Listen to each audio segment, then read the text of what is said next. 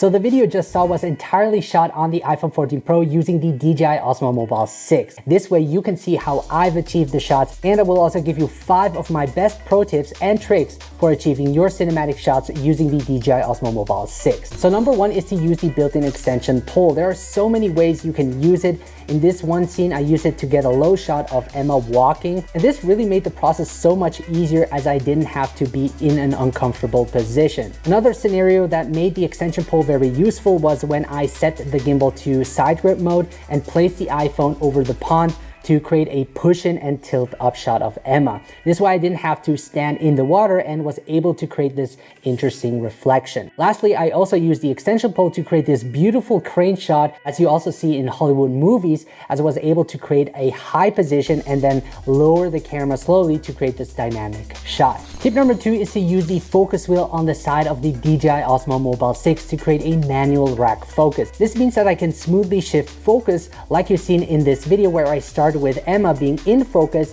and then slowly shifts focus towards the tree. You can use this creative technique to draw the viewer's attention to something specific. It works very well by having the camera close to the subject to have more of that shallow depth of field, resulting in a more apparent focus shift. Number 3 is to make use of the tracking feature inside the DJI Mimo app. This way you can keep the subject in the frame, and works especially great when following your subjects. I use it to create this orbit shot of Emma where I moved behind the trees, and it did a good job of tracking her. Tip number 4 is to make use of the dynamic zoom, which the foreground remains in the same position while the background either shrinks or grows depending on the direction of the camera movement. This is a great way to add interest to your video, and what's cool is that the DJI Mimo app does most of the work for you. So the only thing I did was to track Emma's face and start moving forward, and right then you can see that the background automatically starts to shrink. Tip number 5 is to include a spin shot in your video. I've set the gimbal mode to spin shot, and this allowed me to use the joystick to rotate the phone